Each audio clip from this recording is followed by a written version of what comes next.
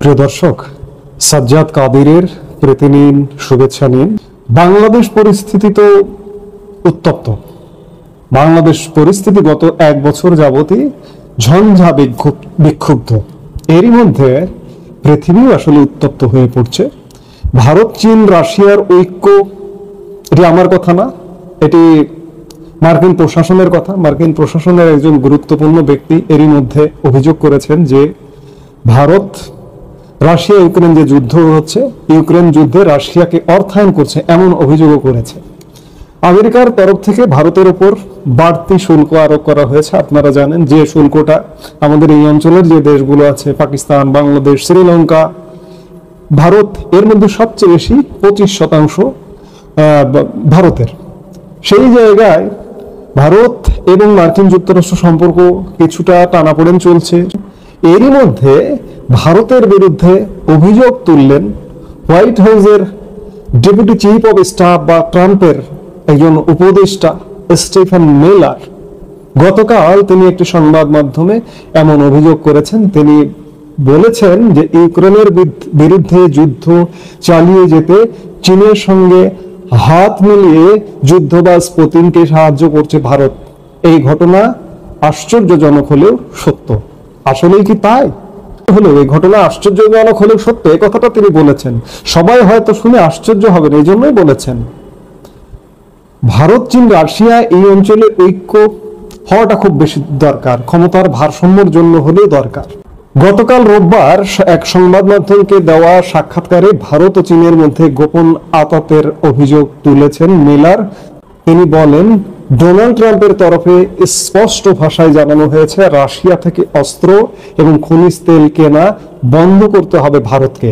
একই সঙ্গে জানান, মানুষ জেনে অবাক হবেন, ভারত ও চীন জোট বেঁধেছে, রাশিয়া থেকে বিপুল পরিমাণ তেল কিনছে তারা। আসলে এভাবে ওরা ইউক্রেন যুদ্ধে রাশিয়াকে অর্থ সাহায্য করে যাচ্ছে। হ্যাঁ, হয়তো অর্থ সাহায্য করে যাচ্ছে, ডাইরেক্ট না হলেও ইনডাইরেক্ট। তেল, অস্ত্র ক্রয়ের মাধ্যমে ভারত রাশিয়ান অস্ত্র, রাশিয়ান তেল ক্রয় করে, আবার চীন রাশিয়া থেকে তেল কিনছে। সেই জায়গা থেকে অর্থনীতি যাতে সচল থাকে, যুদ্ধের অর্থনীতি যাতে সচল থাকে, এই ভূমিকা পালন করছেন। মিলারের অভিযোগটা একদম উড়িয়ে দেওয়া যায় না। আপনারা জানেন যে এর আগে ডোনাল্ড ট্রাম্প স্পষ্টভাবে জানিয়ে দিয়েছিলেন যে রাশিয়ার সঙ্গে ভারতের তেল ও অস্ত্রের বাণিজ্যিক সম্পর্ক তিনি ভালো চোখে দেখছেন না। তিনি জানিয়েছিলেন যে রাশিয়ার সঙ্গে মিলে ভারত তাদের মৃত অর্থনীতিকে আরো অধঃপতনের দিকে নিয়ে যাক। যদিও এদিন স্টিফেন জানিয়েছেন ভারতের সঙ্গে সুসম্পর্ক তৈরি করতে চায় আমেরিকা, কিন্তু যুদ্ধে অর্থ যোগানোর এই ইস্যুতে আমাদের আরো বাস্তবসম্মত হতে হবে। ইউক্রেনে যুদ্ধ থামিয়ে শান্তি ফেরাতে কূটনৈতিক, অর্থনৈতিক ও অন্যান্য সব বিকল্প পথ ট্রাম্প খোলা রেখেছেন। আপনাদের মনে আছে নিশ্চয়ই যে 2022 সালে ইউক্রেনে আক্রমণ করেছিল রাশিয়া। সেই যুদ্ধ এখনো পর্যন্ত চলমান আছে। যুদ্ধ বন্ধে আমেরিকা ও ইউরোপের দেশগুলি রাশিয়ার উপর একাধিক বিধিনিষেধ চাপালে মস্কোর অর্থনীতি কিছুটা ধাক্কা খায়। তবে ভারত, চীনের মতো একাধিক দেশ রাশিয়ার তেল ও গ্যাসের আমদানি থামায়নি। এক চীন এবং ভারতের তেলের চাহিদা যে পরিমাণ, ইউরোপের সবগুলো দেশ মিলিয়েও সেই পরিমাণ চাহিদা হবে না। সেই জায়গায় ভারত এবং চীন যদি রাশিয়াকে এই সহযোগিতাটা যদি দিয়ে যায়, তাহলে রাশিয়ার জন্য কোনো সমস্যা হওয়ার কথা নয়। আমেরিকার অভিযোগ, ভারত এবং চীনের মতো একাধিক দেশ রাশিয়ার তেল ও গ্যাসের আমদানি থামায়নি। আমেরিকা বারবার অভিযোগ করেছে এই বাণিজ্যের জেরেই অর্থের যোগান মিলছে রাশিয়ায়, যার জোরেই যুদ্ধ চালিয়ে যাচ্ছেন পুতিন। তবে ভারতের উপর আমেরিকা শুল্ক চাপালেও নয়াদিল্লির তরফে জানা যাচ্ছে রাশিয়া থেকে তেল আমদানি বন্ধ করে দেওয়ার কোনো পরিকল্পনা নেই ভারতের। এক্ষেত্রে জাতীয় স্বার্থই প্রাধান্য পাবে। এই ঘটনায় এবার চীন ভারতের আতাত দেখছে ওয়াশিংটন। হোয়াইট হাউসের ডেপুটি চিফ অফ স্টাফ এবং ডোনাল্ড ট্রাম্পের অন্যতম পরামর্শদাতা স্টিফেন মিলারের এই বক্তব্যে এটি অন্ততপক্ষে বেরিয়ে আসছে যে ভারত, চীন, রাশিয়া একটা ঐক্য হয়ে যাচ্ছে বা তাদের মধ্যে সম্পর্কটা অনেক ভালো হচ্ছে। মার্কিন যুক্তরাষ্ট্র এই সম্পর্কটা কোনোভাবেই ভালোভাবে নিচ্ছে না। মার্কিন যুক্তরাষ্ট্র আরেকটি বিষয় যে ভারতকে কিন্তু মার্কিন যুক্তরাষ্ট্র ছাড়বে না, ভারতের সাথে সম্পর্ক বজায় রাখবার চেষ্টাটা করবে। মিলার তার সাক্ষাৎকারে এটাই বলেছেন যে একান্তভাবে মার্কিন যুক্তরাষ্ট্র ভারতের সাথে সম্পর্ক রাখতে চায়, ডোনাল্ড ট্রাম্পও সম্পর্ক রাখতে চায়। এই যে বাড়তি যে শুল্কটা, এই শুল্কটা কিন্তু নেগোসিয়েশন হয়ে যেতে পারে, শেষ পর্যন্ত এই শুল্কটা ধার্য থেকে, অতিরিক্ত শুল্কটা ধার্য থেকে পিছিয়ে আসতে পারে। যদি পিছিয়ে আসে তাহলে মার্কিন প্রেসক্রিপশনে ভারত কি রাশিয়ার সাথে সম্পর্ক ছিন্ন করবে কিংবা চীনের সাথে সম্পর্ক ছিন্ন করবে? এটিও হবার নয়। ভারত এমন একটি দেশ, আমি গতকালকের একটা ভিডিওতে বলেছি যে ভারত সবার সাথে সম্পর্কের একটা ভারসাম্য বজায় রেখেই চলবে বলেই মনে হয়। আমি প্রশ্নটা রেখেছিলাম শুরুতে যে মার্কিন যুক্তরাষ্ট্র এখন কি করবে, চীন, ভারত, রাশিয়া যদি এক হয়ে যায়। আমাদের এই অঞ্চলের রাজনীতির জন্য চীন, ভারত, রাশিয়া এক হওয়া একান্ত জরুরি। মার্কিন কর্তৃত্ব এই অঞ্চলে খর্ব হওয়ার জন্য, খর্ব থাকবার জন্য একান্ত জরুরি। আবার মার্কিন যুক্তরাষ্ট্র এদিকে ভারতের সাথে সম্পর্ক রাখতে চায়, রাখুক, কিন্তু ভারত কিন্তু রাশিয়ার সাথে অন্তত পক্ষে সম্পর্ক নষ্ট করবে না, চীনের সঙ্গে সম্পর্ক নষ্ট করতে চাইবে না। আমরা সারমর্মে এটাই বলতে পারি যে ক্ষমতার ভারসাম্য প্রয়োজন। এই জন্য ভারত, রাশিয়া, চীন ঐক্য দরকার। আবার মার্কিন যুক্তরাষ্ট্র যদি এদিকে ভারতের সাথে সম্পর্ক রাখতে চায়, সেটাই রাখুক। এতে করে আমাদের এই অঞ্চলের আঞ্চলিক অখণ্ডতা, আঞ্চলিক নিরাপত্তা বিঘ্নিত হবে না। ভারত যদি একপাক্ষিকভাবে মার্কিন যুক্তরাষ্ট্রের পক্ষে চলে যায়, তাহলে কিন্তু এই অঞ্চলের উত্তেজনা, ভারত এই অঞ্চলের সবচেয়ে বড় একটা গুরুত্বপূর্ণ ভূমিকা পালন করবার মতো জায়গা। সেই ভূমিকাটা ভারত যেভাবে রাখছে, আশা করা যায় যে সেইভাবে সেই ভূমিকাটা বজায় থাকবে, এটি মনে হয়। আসসালামু আলাইকুম রহমতুল্লাহি ওয়া বারাকাতুহু। সম্মানিত দর্শক, বাংলাদেশের রাজনীতিতে এক অদ্ভুত ভারসাম্যহীনতা দেখা দিয়েছে এবং এইরকম ভারসাম্যহীনতা আমরা কখনো দেখিনি। যখন বঙ্গবন্ধু নির্মম হত্যাকাণ্ড ঘটল, ঠিক ওই সময় রাজনৈতিক যে নেতৃত্ব বলিষ্ঠ ছিল, একটা গ্রুপ যারা সিদ্ধান্ত নিতে পেরেছিল যে আমাদের খন্দকার মোশতাকের ক্যাবিনেটে যাওয়া উচিত, আর একটা গ্রুপ পলিটিক্যাল যারা সিদ্ধান্ত নিতে পেরেছিল যে আমাদের এখন খন্দকার মোশতাকের ক্যাবিনেটের বিরুদ্ধে অবস্থান নেওয়া উচিত।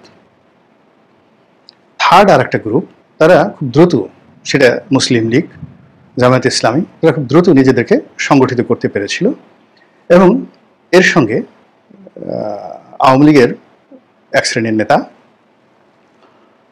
এবং অন্যান্য উদারপন্থী যারা বুদ্ধিজীবী, শিক্ষক, অধ্যাপক, তারা সিমেন্টেড হয়ে গিয়েছিলেন যে তৃতীয় একটা শক্তি আমাদেরকে দাঁড় করাতে হবে।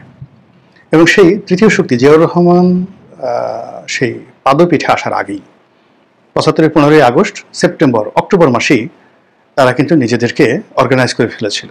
আবুল মুসর আহমদ, ফেরদৌস আহমেদ কুরেশি, আব্দুল হামিদ চৌধুরী, শাহ আজিজুর রহমান, এই মানুষগুলো মানে জিয়াউর রহমান আসার আগেই কিন্তু তারা নিজেরা অর্গানাইজ হয়ে দে আর ওয়েটিং যে এখন যেভাবে চলছে, অর্থাৎ Awami League versus Awami League, Khondaker Mostaq versus anti Mostaq, এই জিনিসগুলো চলবে না। এবং যখন একটার পর একটা কু হচ্ছে, পাল্টা কু হচ্ছে, তারা কিন্তু বুঝে গেছিল তৃতীয় শক্তিটি যে এই অবস্থাতে চলবে না, খালেদ মোশাররফকে দিয়ে হবে না, খালেদ মোশাররফ এখানে যে অভ্যুত্থান করেছেন তিনি টিকবেন না, এটা রাজনৈতিক নেতৃত্বে কিন্তু বুঝতে পেরেছিল এবং তারা একটা নতুন নেতার জন্য অপেক্ষা করছিল। যখন সেই নভেম্বর মাসের 7 তারিখে সেই পাল্টা অভ্যুত্থান হলো, সিপাহী জনতার বিপ্লব হলো এবং সেই বিপ্লবের মাধ্যমে জিয়াউর রহমান সাহেব যখন এলেন, তখন জিয়াউর রহমান সাহেবকে নিয়ে দুটো গ্রুপ টানাটানি করছিল। একটা হলো পলিটিক্যাল গ্রুপ, একবারে অ্যাবসলিউটলি বেসামরিক রাজনীতিবিদ তারা, আর একটা হলো গেরিলা রাজনীতিবিদ, অর্থাৎ কর্নেল তাহেরের নেতৃত্বে জাসদ এবং এরকম বাম ঘরানার যারা সশস্ত্র বিপ্লব করার জন্য তারা প্রস্তুতি নিয়ে আসছিল এবং ইতিমধ্যে তারা অনেকগুলো সশস্ত্র অপারেশন তারা ঘটিয়েছে ৭৩ থেকে একেবারে ওই জমানা পর্যন্ত, তাদের হাতে প্রচুর অস্ত্র ছিল। এই গ্রুপটি মূলত ক্যান্টনমেন্টে যে ঘটনাটা ঘটেছে, এই ঘটনার আজকে যেভাবে এনসিপিকে যদি আপনি ধন্যবাদ দিতে চান, তাদেরকে যদি কৃতজ্ঞতা জানাতে চান, তাহলে ৭ই নভেম্বরের যে বিপ্লব, এই পুরো বিপ্লবটি ছিল কর্নেল তাহেরের এবং জাসদের। তো জিয়াউর রহমান সাহেব যখন ক্ষমতায় আসলেন, জাস্ট লাইক ডক্টর মোহাম্মদ ইউনূসের মতো, মানে ডক্টর মোহাম্মদ ইউনূসকে যেভাবে প্যারিস থেকে এনে ক্ষমতায় বসানো হলো, ওনাকে ওইভাবে ক্যান্টনমেন্ট থেকে এনে তাকে বের করা হলো। বের করার পর যেটা হলো সেটা হলো তিনি সঙ্গত কারণে যারা বিপ্লবী তাদের করায়ত্তে চলে গেলেন, মানে কর্নেল তাহেরের করায়ত্তে চলে গেলেন, কিন্তু তিনি বুঝতে পারলেন যে এই যে কর্নেল তাহেরের করায়ত্তে থেকে তিনি ক্যান্টনমেন্ট ঠিক রাখতে পারবেন না, প্রশাসন ঠিক রাখতে পারবেন না, এবং এই উগ্রপন্থা নিয়ন্ত্রণ করতে তিনি পারবেন না। এবং সঙ্গে সঙ্গে তাকে যে সিদ্ধান্তটা নিতে হয়েছিল সেটি হলো যে তৃতীয় শক্তিটি, বেসামরিক তৃতীয় রাজনৈতিক শক্তিটি সিমেন্টেড হয়েছিল। সেই সিমেন্টেড রাজনৈতিক শক্তিটির সঙ্গে যখন তার মোলাকাত হলো, তার সিদ্ধান্ত নিতে 1 মিনিট লাগলো না, এবং সেই 1 মিনিট সিদ্ধান্তে তিনি রাজনৈতিক দল করতে চাওয়ার আগে তিনি চাইলেন আওয়ামী লীগকে পুনর্বাসন করার জন্য। আমি আপনাকে বলছি, জিয়াউর রহমান সাহেব কিন্তু চেয়েছিলেন আওয়ামী লীগকে পুনর্বাসন এবং আওয়ামী লীগকে ওন করার তার উইংসের মাধ্যমে। মানে এখন এনসিপি যদি বা ডক্টর মোহাম্মদ ইউনূস যদি আওয়ামী লীগকে ওন করে উইদাউট শেখ হাসিনা, ঠিক ওই কাজটা কিন্তু জিয়াউর রহমান সাহেব চেষ্টা করেছিলেন, কিন্তু তিনি সেটা পারেননি। তিনি আব্দুল মালিক উকিলকে দিয়ে চেষ্টা করলেন, হলো না। তারপরে তিনি মিজানুর রহমান চৌধুরীকে দিয়ে চেষ্টা করলেন, হলো না। তিনি আরও অনেক চেষ্টা করলেন বিভিন্নভাবে। তখন তিনি চিন্তা করলেন যে না, নিজে একটা রাজনৈতিক দল করবেন, এবং তার ওই যে সিমেন্টের তৃতীয় শক্তিটি, they are the expertest in all respect. এবং এর মধ্যে আবুল মনসুর আহমেদ, এরা তো বঙ্গবন্ধু শেখ মুজিবুর রহমান সাহেবেরও সিনিয়র ছিলেন, এবং শেখ মুজিব বঙ্গবন্ধু উনি তো আবুল মনসুর আহমেদ মানে মাহফুজ আনাম সাহেবের বাবা, তাকে লিডার ডাকতেন। তিনি সেন্ট্রাল সরকারের বাণিজ্য মন্ত্রী ছিলেন, সেই সরওয়ার্দী ক্যাবিনেটে, প্রভিন্সিয়াল গভর্নমেন্টে এবং সেন্ট্রাল গভর্নমেন্টে। তো সেরকম সিনিয়র পর্যায়ের মানুষ আব্দুল হামিদ চৌধুরী বঙ্গবন্ধুর 4 খলিফার একজন ছিলেন, খুব ঘনিষ্ঠ বন্ধু ছিলেন, একসাথে রাজেন্দ্র কলেজে পড়েছেন, এবং ফরিদপুরের জমিদার পরিবারের সন্তান। তো তার মতো মানুষ সে চলে এলো জিয়াউর রহমান সাহেবের সঙ্গে। তো ওটাকে নিয়ে তিনি যে কাজগুলো করলেন, তার ফলে কি হলো, রাজনীতির একটা ভারসাম্যতা ছিল 75 সনে, 76 সনে, 77 সনে পুরো জমানাটা জুড়ে কখনো শূন্যতা হয়নি, এবং কোনো রাজনীতিবিদদের ব্যাকবোন তখন ভেঙে যায়নি। আপনি চিন্তা করেন, খন্দকার মোশতাক বললো যে ক্যাবিনেটে যোগদান করো, নাইলে জেলে যাও। জাতীয় 4 নেতা বললেন যে আমরা জেলে যাব, মরে যাব, কিন্তু সেখানে যাকে বলা হয় তোমার ক্যাবিনেটে যাব না। এবং তাদেরকে জেলে পুরে একেবারে শেষ সময় পর্যন্ত সর্বোচ্চ চেষ্টা করা হয়েছে তাদেরকে যাকে বলা হয় ক্যাবিনেটে ঢোকানোর জন্য, কিন্তু সেই জাতীয় 4 নেতা তারা কিন্তু রাজি হননি। জাতীয় 4 নেতা রাজি হননি। তখন যারা বিপ্লবী ছিল, মানে ফারুক রশিদ, তারা চিন্তা করলো যে যদি পাল্টা অভ্যুত্থান হয়, খালিদ মোশাররফ যদি পাল্টা অভ্যুত্থান যেটা করে ফেলেছে, যখন পাল্টা অভ্যুত্থান হয় তখন তো আওয়ামী লীগ অর্গানাইজ হয়ে যাবে। আর অর্গানাইজ হলে নেতা কারা? নেতা হলো এই 4 জন। কিন্তু যখনই পাল্টা অভ্যুত্থান আসলে খালিদ মোশাররফ করে ফেললেন, তখন তাদের ভয় হলো যে খালিদ মোশাররফ তো পারবেন না, বিকজ আমরা যেভাবে মোশতাককে নিয়ে পারছি না, খালিদ মোশাররফ একেবারেই পারবে না। তার একটা রাজনৈতিক শেল্টার দরকার, এবং সেই শেল্টার কারা দিবেন? খন্দকার মোশতাকের কাউন্টার গ্রুপটা যারা আছেন তারা। কাজেই যদি এই 4 জনকে মেরে ফেলা হয়, তাহলে সেখানে যাকে বলা হয় মানে ওর যে পাল্টা অভ্যুত্থান খালিদ মোশাররফের, এটা ব্যর্থ হবে, এবং ঠিক তাই হলো। খালিদ মোশাররফ ব্যর্থ হয়ে গেলেন। তো খালিদ মোশাররফ সেই ব্যর্থতা থেকে জিয়াউর রহমান যে শিক্ষাটা নিলেন, তিনি সেই ভুলটা করলেন না। তিনি সঙ্গে সঙ্গে যে যাদের মেরুদণ্ড রয়েছে এরকম সিমেন্টেড গ্রুপটাকে নিয়ে নিলেন। একই ঘটনা ঘটেছে জাস্টিস সাত্তারকে যখন পদচ্যুত করলেন, ঠিক ওই সময়টাতে জামাত, বিএনপি, আওয়ামী লীগ, বাম ঘরানার যে রাজনৈতিক দল, এই সবার সঙ্গে এরশাদ সাহেব যে যোগাযোগ করেছেন, এবং তখনও রাজনীতিবিদদের একটা ব্যাকবোন ছিল এবং রাজনীতির একটা ভারসাম্যতা ছিল। ক্ষমতার পথ পরিবর্তন হয়েছে, কিন্তু ভারসাম্য নষ্ট হয়নি। এরশাদের পতনের পরে যে 3 জোটের রূপরেখা হলো, তখনও রাজনীতির ভারসাম্যতা ছিল। এমনকি 111-এর সময়ও কিন্তু রাজনীতির ভারসাম্যতা ছিল। 111 যখন যারা 111 কুশীলভ, তারা যখন দেখলেন যে তারা পারছে না, যখন রাজনীতিবিদদেরকে তারা ডাকলেন, বিএনপিকে ডাকলেন, জামাতকে ডাকলেন, আওয়ামী লীগকে ডাকলেন, এবং সৈয়দ আশরাফের নেতৃত্বে যারা আওয়ামী লীগের লোকজন গেলেন, বিএনপি যারা গেলেন, প্রায় সবাই রাজনীতির যেটা ব্যালেন্স তারা সেটা রক্ষা করতে পেরেছিলেন। এবং এই ব্যালেন্সটা 2018 সনের বিনা ভোটের যে নির্বাচন, সেই নির্বাচনের আগ পর্যন্ত ছিল। মানে রাজনীতিবিদদের ব্যাকবোনটা ছিল এই 2018 সনের নির্বাচনের আগ পর্যন্ত। 18 সনের পরে এই ব্যাকবোনটা ভেঙে পড়ে, এবং ভাঙতে ভাঙতে ভাঙতে ভাঙতে এখন একেবারে এমন একটা পর্যায়ে চলে গেছে, এখন আমরা পোর্ট্রেট দেখছি, বড় বড় রাজনীতিবিদদের পোর্ট্রেট দেখছি, চেহারা দেখছি, বডি দেখছি, কিন্তু ভিতরে শক্তিমত্তা নেই, রাজনীতির সেই সুরত নেই, সে হাল নেই। ফলে নানা রকম ভারসাম্যহীন কর্মকাণ্ড ঘটছে। প্রত্যেকটা রাজনৈতিক দল এখন বাংলাদেশে যারা আছে, তারা যেভাবে দৌড়াদৌড়ি করছে, ছুটাছুটি করছে, এটা তাদের বিশ্বাসের ঘাটতি, নিজেদের প্রতি অনাস্থা, প্রতিপক্ষকে যাকে বলে শত্রু মনে করে। আপনি দেখেন সাপ যে আঘাত করে, অনেক সময় তার সাপ নিজের ছায়াকে আঘাত করে। সাপ কিন্তু আঘাত করে ভয় পেয়ে, এবং আপনি জানেন যে সাপ একটা প্রাণী যার মেরুদণ্ড নেই, বুকের উপর ভর করে চলে। তো সাপের 99.99% যে আঘাত, সেই আঘাত হলো ভয় পেয়ে।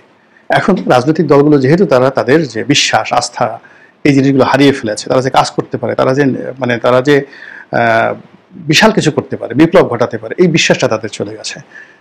এবং এই অবস্থায় যখন একটা বিপ্লব হয়ে গেল এবং সেটা এনসিপির নেতৃত্বে, তখন এনসিপির যারা তরুণদের তো এমনি মেরুদণ্ড থাকে, একটা নির্দিষ্ট বয়স জুলুম নির্যাতন ভোগ করার পরে তার বিশ্বাস সংকট হয়, আস্থার সংকট হয়, দাঁড়িয়ে থাকার যে অবিচলতা সেটা নষ্ট হয়। কিন্তু 30 বছর পর্যন্ত একটা মানুষ যত তার বিপত্তি আসুক না কেন, তার কিন্তু একটা বিশ্বাস থাকে। কাজে এই বিপ্লবের যারা বিপ্লবী, এনসিপির যারা কর্তা ব্যক্তি, তাদের সবারই মেরুদণ্ড ছিল এবং এখন পর্যন্ত সেটা আরো 100 গুণ বেড়ে গেছে। তো বেড়ে যাওয়ার পরে কি হলো, এই যে তরুণ যাদের মেরুদণ্ডের ক্ষমতা 100 গুণ বেড়ে গেছে, কিন্তু এই 100 গুণ তাদের অভিজ্ঞতা বাড়েনি, জ্ঞান বাড়েনি, অন্য জীবনে নেতা হওয়ার জন্য যা যা দরকার সেই জিনিসগুলো তারা বাড়েনি। ফলে কি হলো, তাদের মধ্যে কুয়াদ বেড়েছে, শক্তিমত্তা বেড়েছে। তারপরে তাদের মধ্যে শক্তিমত্তা প্রদর্শন করার যে অ্যাটিটিউড, এটা বেড়ে গেছে। এবং তাদের শরীরের যে উত্তাপ, গরম, এই গরম তাদের বেড়ে গেছে। এবং সেই গরমের কারণে মানে তাদের মধ্যে এক একটা শরীর, মানে নেতাদের এক একটা শরীর এখন 21,000 ভোল্টের মানে পাওয়ারফুল জেনারেটর পরিণত হয়েছে। ফলে তাদের ধারে কাছে গেলে ইলেকট্রিক শক করে অন্য সবার। আর বিশেষ করে যে সমস্ত রাজনৈতিক দল ইতিমধ্যে তারা বিশ্বাস হারিয়ে ফেলছে, আস্থা হারিয়ে ফেলছে, তো এখন সালাউদ্দিন সাহেব যতই বলেন না কেন, যখন নাহিদের সামনে যায় তার একটা ভয় থাকে, যদি তর্ক বিতর্ক হয়, নাহিদ যদি বলে ফেলে যে ভাই আপনি এত বড় বড় কথা কেন বলছেন, আপনি তো ভারতে পালিয়েছিলেন, অথবা আপনি গুম হয়েছিলেন, আপনি তো শেখ হাসিনার জমানাতে বাংলাদেশে আসতে পারেননি, আপনি এত বড় বড় কথা বলেন কেন? তারেক রহমান সাহেবকে যদি তারা খোটা দেন যে আপনি এখনো বাংলাদেশে আসতে সাহস পান না, লন্ডনে বসে আছেন মিয়া, আবার বড় বড় কথা বলেন। জামাতের আমিরকে যদি ওরা বলে ফেলেন আরে মিয়া এত বড় বড় কথা বলেন, জিহাদি জোশ দেখান, শেখ হাসিনার জমানাতে আপনার একটা মোবাইল নম্বর ছিল না, ফোন নম্বর ছিল না, আপনার চেহারা কেউ দেখতে পেত না, সারাক্ষণ পালিয়ে থাকতেন, বড় বড় কথা বলেন কি করে? ফলে এই যে গরম, ওদের গরমের ভয় দেখেন। আমি এই 3 জনের উদাহরণ বললাম। যদি শেখ হাসিনা আসে তাহলে বলবো আরে চিনি আপনাকে, মিয়া হেলিকপ্টারে আপনি পালিয়ে চলে গেছিলেন, আপনার একটা লোকে বাংলাদেশে খুঁজে পাওয়া যায় না, কত বড় বড় মন্ত্রী এমপি, আমি নাহিদ আমার পা জড়াই ধরে বসে থাকতে হাউমাউ করে কেঁদেছে, বাবা গো বাঁচাও গো, আবার বড় বড় কথা বলেন। শেখ হাসিনা তো উত্তর দিতে পারবেন না, তিনি অত্যাচার করতে পারবেন। তিনি যদি ভবিষ্যতে ক্ষমতা ফিরে পান, তারেক রহমান যদি ক্ষমতা ফিরে পান, জামাতের আমির যদি ক্ষমতা ফিরে পান, তাহলে তারা হয়তো অত্যাচার করতে পারবেন যে বেদব ছিলে, এত বড় কথা বলো, চড়াই তোর 32টা দাঁত খুলে ফেলবো, মুখের কথা বলে, কিন্তু উত্তর দিতে পারবেন না। এই ফলে কি হলো, এই যে এনসিপির একটা গরম, আর এই গরমে প্রতিপক্ষ হিসেবে যে রাজনৈতিক দলগুলো মাঠে আছেন, তাদের এমনিতে আগে যে সমস্যাগুলো ছিল, ডায়াবেটিস, ব্রঙ্কাইটিস, নিউমোনিয়া, শ্বাসকষ্ট, এগুলো সব 3 গুণ 4 গুণ বেড়ে গেছে। এর বাইরে যেটা হচ্ছে, তারা এখন এই তরুণদেরকে ভয় পাচ্ছে, যারা কিসে কি বলে ফেলে, এগুলোর জবাব তোমরা দিতে পারবো না, এদের সাথে কন্ট্রাডিকশন যাওয়া যাবে না, প্লাস এদের সাথে রাষ্ট্রশক্তি আছে, এদের যে ইথিক্যাল যে জায়গাটা আছে, নৈতিক যে জায়গাটা আছে, এই জায়গাটা আছে। তো তারা সবাই এদেরকে রাজআসনে বসিয়ে, সিংহাসনে বসিয়ে নিজেরা মারামারি শুরু করছে। কোনো রাজনৈতিক দলই এনসিপির সঙ্গে সরাসরি কন্ট্রাডিকশন অ্যান্ড কনফ্লিক্টে আসছে না। এতে এনসিপির যে গরম আরও বেড়ে গেছে। এখন এনসিপির প্রসঙ্গ বাদ। তো এনসিপির গরমের কারণে দেখেন পুরো রাজনৈতিক শিবিরে যে অস্থিরতা, যে সমন্বয়হীনতা, এবং যে যাকে বলে একটা নতুন পরিস্থিতি তৈরি হয়েছে, যেটা এই বাংলাদেশ ইতিপূর্বে কখনো হয়নি। তো এটা কারণে পুরো রাজনীতির যে ভারসাম্য, এই ভারসাম্যটা নষ্ট হয়ে গেছে গেল। এটা যখন আমরা বলি ভারসাম্য, মানে যখন দাড়িপাল্লার এক পাশে 1 কেজি থাকে, অন্য পাশে 1 কেজি সম পরিমাণ পণ্য সামগ্রী থাকে এবং নিক্তি সমান সমান পর্যায়ে থাকে, তখন আমরা এটাকে দাড়িপাল্লা বলি এবং ওটাকে বলি এটা একটা ভারসাম্য আছে। মানে ওজন এবং মালের ওজন, মানে বাটখারার ওজন এবং মালের ওজনের মধ্যে একটা সাম্যতা রয়েছে। রাজনৈতিক দলের মধ্যেও একটা সাম্যতা থাকতে হবে।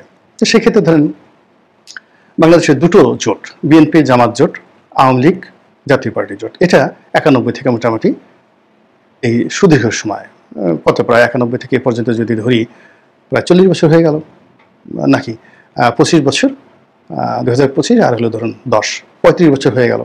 তো 35 বছর যাবৎ একটা জোট মানে ভারসাম্য রক্ষা করেছে, বিএনপি জামাত জোট আর জাতীয় পার্টি আওয়ামী লীগ জোট। আচ্ছা, ইন্ডিপেন্ডেন্টলি যদি আপনি ধরেন, তাহলে বিএনপির সাথে আসলে ভারসাম্য রক্ষা করার জন্য একমাত্র আওয়ামী লীগ, এর বাইরে অন্য কোনো দল নেই, কোনো গোষ্ঠী নেই, এটা এখন পর্যন্ত। তো সেই ভারসাম্যটা এখন সম্পূর্ণ অনুপস্থিত। এখন নতুন করে সবাই যেটা বলছে, তারা তাদের ওজন বাড়ানোর চেষ্টা করছে। কারো ওজন যদি 2 কেজি হয়, তিনি বলছেন আমার ওজন 5 কেজি, আমার সাথে যদি লড়তে আসো তোমাকে তো 5 কেজি উচ্চতা ওজন থাকা লাগবে। অপরপক্ষে যে আসছে তার ওজন হয়তো আধা কেজি, সে বলছে না আমার ওজন 6 কেজি, আসো মাপ দেই। তো এরকম যে টানা হেঁচড়া চলছে, এর ফলে রাজনীতির ভারসাম্যহীনতা দেখা দিয়েছে। এই ভারসাম্যহীনতায় প্রধান দুটো রাজনৈতিক দল, বিএনপি এবং জামাত, যারা একসময় বন্ধু ছিল, তারা এখন পাল্লার এপাশে আর পাল্লার ওই পাশে তারা নিজেদেরকে স্থাপন করেছে। এই স্থাপন করে এটা অনেকটা কিয়ামতের ময়দানের মতো তারা মাপজোপ শুরু করেছে। কিয়ামতের ময়দানের যেটা হবে সেটা হলো যেটা আমরা জানি, এখানে ওজন হবে কর্ম দ্বারা এবং যাকে বলা হয় আমল দ্বারা, কোয়ালিটি দ্বারা। আর পাপি তাপি যারা আছেন তাদের ওজন হবে হলো সংখ্যাতত্ত্ব দ্বারা। এখন বিএনপি এই দুনিয়ায় যে সংখ্যাতত্ত্ব রয়েছে, আমাদের সংখ্যাগরিষ্ঠতা রয়েছে, আমাদের ওজন রয়েছে, আকৃতি রয়েছে, এটা নিয়ে আমাদের ওজন সে 1 মণ বিএনপি বলছে। সেই অনুযায়ী জামাতের ওজন হওয়া উচিত 1 কেজি, 40 ভাগের 1 ভাগ। তো জামাত বলছে না, 40 ভাগের 1 ভাগ হলে হবে না, আমাদের ইমান আছে, আমাদের আমল আছে, আমরা চান্দা গ্রহণ করি না, আমরা জুলুম করি না, জাহেল করি না, আমাদের এই ইমান আমলের যে ওজন তোমাদের 100 গুণ বেশি, আমাদের একটা সৈনিক তোমাদের 1 লাখ সৈনিকের সমান, আমাদের এখানে যারা আছে সব বদরি সাহাবীদের অনুসরণে আমরা এদেরকে গড়ে তুলেছি। ফলে এরা 330 জন হওয়া সত্ত্বেও এদের সাথে আসমানি ফেরেশতা আছে, ফেরেশতার ওজন তোমরা করবে না, ফলে তোমরা তো আমাদের সাথে পারবে না, তোমরা নিজেদেরকে 1 মণ বলতেছে, আমাদের আসলে তোমাদের 40 গুণ ওজন বেশি, আমাদের 40 মণ ওজন আছে। আচ্ছা, এই কাজ তারা কথা বলছে, বাক্যযুদ্ধ বলছে, এবং এই আকার আকৃতিতে কি হচ্ছে, দুটো রাজনৈতিক দলের মধ্যে অস্থিরতা, ভারসাম্যহীনতা এবং বাকযুদ্ধ শুরু হয়ে গেছে। এবং এই বাকযুদ্ধে তাদের নিজেদের পাল্লা ভারী করার জন্য তারা ছুটছে। জামাত ছুটছে ইসলামী শাসনতন্ত্র আন্দোলন চরমনাই পীর সাহেবের পেছনে, জামাত ছুটছে হেফাজতের একটা অংশের পেছনে, জামাত ছুটছে অন্যান্য ধর্মীয় সংগঠন তাদের পেছনে, এমনকি অন্যান্য ছোট ছোট রাজনৈতিক দল তাদের সাথে তারা তলে তলে ঐক্য করার চেষ্টা করছে। সেখানে বিএনপি একা, সে কাউকে পাচ্ছে না। সে একবার চরমনাই পীরের যে প্রতিদ্বন্দ্বী অরাজনৈতিক, তারা আসলে মূলত আওয়ামী লীগকে সাপোর্ট করে দক্ষিণাঞ্চলে, সেটা হলো শর্ষিনার পীর সাহেব। তারা সেই শর্ষিনার পীর সাহেবের দরবারে গেল এবং দেখাচ্ছে, বলার চেষ্টা করলো তোমাদের সাথে যেভাবে ইসলামী দলগুলো আছে আমাদের সাথেও আছে। আবার তারা হেফাজতের যে অংশটি এখন হাটহাজারিতে আছেন, এরা মূলত আওয়ামী লীগ সমর্থক। আহমেদ শফি এবং তার সন্তানদের নেতৃত্বাধীন মুফতি ফয়জুল্লাহ সাহেবের যে গ্রুপ, হেফাজতের, এরা মূলত হাটহাজার কেন্দ্রিক এদের যে সিমেন্টের যে শক্তিটি রয়েছে, এটা মূলত আওয়ামী লীগের এফডিআর, যার নেতৃত্বে একের প্রথম থেকে এই পর্যন্ত আওয়ামী লীগের লোকজন আছে। এবং সেখানে সালাউদ্দিন সাহেব গেলেন, গিয়ে মূলত লালবাগ কেন্দ্রিক যে আওয়ামী বিরোধী যে চক্রটি রয়েছে তাদেরকে, যারা জামাতের সঙ্গে যোগাযোগ রক্ষা করছে, তাদেরকে একটা থ্রেট যে আমাদের, তোমরা যদি এটা করো ওরাও আছে, এবং এটা আলটিমেটলি তাবলিগেও চলে যাবে। তাবলিগের ঠিক এই দুটো গ্রুপ আলাদা আলাদা আছে। তো এইভাবে আসলে যখন ছুটাছুটি করছে বিএনপি এবং জামাত, এই ছুটাছুটি করতে গেলে জামাতের আমিরের তিনি রীতিমতো অসুস্থ হয়ে পড়লেন, তার হার্টে ব্লক ধরা পড়লো, এখানে তিনি চিকিৎসা করলেন, হার্টে রিং পড়লেন, এবং এটা এখন জাতির টক অফ দ্য কান্ট্রি যে এই হৃদয় নিয়ে, এই হার্ট নিয়ে তিনি তো আগের মতো আর পরিশ্রম করতে পারবেন না। তার হার্ট তো নিরপরাধ নয়, নিরোগ নয়, 4টে যদি রিং পরানো থাকে তাকে সতর্কতা অবলম্বন করতেই হবে, তিনি আর আগের মতো ছুটাছুটি করতে পারবেন না। কিন্তু জামাতে এখন ডক্টর শফিকের যে অবস্থা, এর বিকল্প কোনো নেতৃত্বর কথা আমাদের মনেই আসতেছে না যে ইনি শফিক সাহেবের জায়গা রিপ্লেস করতে পারেন। ফলে ওখানে একটা ভারসাম্যহীনতা দেখা দিয়েছে। বিএনপি একই অবস্থা, মির্জা ফখরুল সাহেব, মির্জা আব্বাস সাহেব, বয়েশ্বর বাবু, তারপরে ওনারা যেভাবে এই জনাব তারেক রহমান সাহেব যখন লন্ডনে চলে গেলেন, তখন থেকে এই দলটাকে যেভাবে তারা চালিয়ে আসছিলেন, এটা এই গত 1 বছর সালাউদ্দিন সাহেব আসার পরে এখানে টোটাল মেরুকরণ। আগে যারা ছিলেন নেতৃত্ব, তারা এখন ইজ্জত বাঁচাতে ব্যস্ত। এখানে সালাউদ্দিন সাহেবের যে অভ্যুদয় হয়েছে, উত্থান হয়েছে, এটা বিএনপির যারা নতুন তুর্কি, নব্য তুর্কি, তারা বেশ খুশি। কিন্তু সমস্যা হলো যে সালাউদ্দিন সাহেব, তারেক রহমান সাহেব এবং এই তরুণ তুর্কি যারা আছেন, তাদের সবাইকে মানে ট্যাগ দিয়ে, কেউ চাঁদাবাজ, কেউ ধান্দাবাজ, কেউ ভীরু, কেউ আয়ের নাই রোজগার নাই, কেউ ভারতের এজেন্ট, কেউ রয়ের এজেন্ট, কেউ আওয়ামী লীগের এজেন্ট, এই সমস্ত নানা রকম ট্যাগ দিয়ে তাদেরকে এমন অবস্থা করে ফেলছে যে এরাও এখন ঠিক আগের মতো মানে হুঙ্কার দিতে পারছেন না। সালাউদ্দিন সাহেবকে যখন নাহিদ সাহেবের সাথে কথা বলতে হচ্ছে, জামাতের আমিরের সাথে তাদের কথা বলতে হচ্ছে, তখন বেশ তোয়াজ তদবির করতে হচ্ছে। তারেক রহমান সাহেবকে এখন সোশ্যাল মিডিয়াতে যে সমস্ত ইনফ্লুয়েন্সার রয়েছেন তারা তাকে নিয়ে যে সকল কথাবার্তা বলছেন সে সকল কথার কাউন্টারে তাকে এবং তার যারা লোকজন রয়েছে অনেক কিছু তাদেরকে করতে হচ্ছে। এটি হলো রিয়েলিটি। এর ফলে কি হলো, বিএনপির যে শক্তিমত্তা, ইন্টারনাল শক্তিমত্তা, এখানে ভারসাম্যহীনতা দেখা দিয়েছে। অর্থাৎ যারা 2006 থেকে একেবারে 2024 পর্যন্ত দলটা চালিয়েছেন তারা ভার্সেস তারেক রহমান সাহেবের নেতৃত্বে যে তরুণ তুর্কিরা এখন এই মুহূর্তে সালাউদ্দিন সাহেবকে সামনে রেখে যে অর্গানাইজ হচ্ছে, এটা কতটা মাঠের পর্যায়ে গিয়ে ভয়াবহ আকার ধারণ করতে পারে তা আমরা অতি সম্প্রতি চট্টগ্রামের রাউজানে দেখেছি। এবং শুধু চট্টগ্রামের রাউজান না, এর সাথে ভয়াবহ ঘটনা ইজ ওয়েটিং কুমিল্লাতে, সিলেটে, মুন্সিগঞ্জে, চাঁদপুরে। শুধুমাত্র যেই দিন বিএনপি প্রার্থী ঘোষণা করবে, যেই দিন প্রার্থী ঘোষণা করবে, আমি শুধু ঢাকার আশেপাশে কয়েকটা জায়গা বললাম, নারায়ণগঞ্জ, তারপরে কুমিল্লা, এবং এখানে তো Muradnagar ultimately top of the country চলে আসছে, চট্টগ্রাম তো আছি। প্রত্যেকটা জায়গাতে যে কি ভয়াবহ মুসিবত তৈরি হবে, তখন বিএনপি যারা লোকজন বুঝতে পারবে যে এক বছরে তাদের দলের অভ্যন্তরীণ ভারসাম্য কতটা নষ্ট হয়েছে। সেকেন্ডলি হলো সেকেন্ড ফেজে এসে তাদের যারা প্রতিপক্ষ জামাতের সঙ্গে তাদের যে রিলেশন, এনসিপির সাথে রিলেশন, এই রিলেশনটা অ্যাবসলিউটলি একটা ভারসাম্যহীন রিলেশন। এই পক্ষে বিএনপির অ্যাবসলিউট মেজরিটি, সংখ্যাগরিষ্ঠতা, জনপ্রিয়তা, আর অন্যদিকে তাদের একটা ভার্চুয়াল জনপ্রিয়তা, ভার্চুয়াল ক্ষমতা। এই ভার্চুয়াল ক্ষমতা এবং একটা ইলিউশন জনিত ক্ষমতা, অর্থাৎ এনসিপি যে কজন কর্মী সমর্থক, জামাতের যে কজন কর্মী সমর্থক, তাদের সঙ্গে রাষ্ট্র ক্ষমতা, অর্থ, তাদের নেক আমল, তাদের বিপ্লবী চিন্তা চেতনা সব মিলিয়ে একটা নতুন মেরুকরণ ভারসাম্য তৈরি করার চেষ্টা করা হচ্ছে, যেটি আসলে মাঠের রাজনীতিতে যখন মুখোমুখি হবে নির্বাচনের মাঠে, 1 মিনিট এই ভারসাম্যটা নষ্ট হয়ে যাবে। তখন একটা যে অদ্ভুত পরিস্থিতি তৈরি হবে, অর্থাৎ BNP versus BNP, BNP versus Jamaat, Jamaat versus NCP, NCP versus BNP. তো এইরকম অন্ততপক্ষে 10টা অ্যাঙ্গেল থেকে যখন তাপ এবং চাপ শুরু হবে, তখন সামগ্রিক দেশের যে ভারসাম্যহীনতা কোন পর্যায়ে চলে গেছে, নাউজুবিল্লাহ মিন জালেক, ভাবলে গা কাটা দিয়ে ওঠে। আল্লাহ আমাদের সবাইকে হেদায়েত দান করুন এবং হেফাজত করুন। আসসালামু আলাইকুম ওয়া রাহমাতুল্লাহি ওয়া বারাকাতুহু।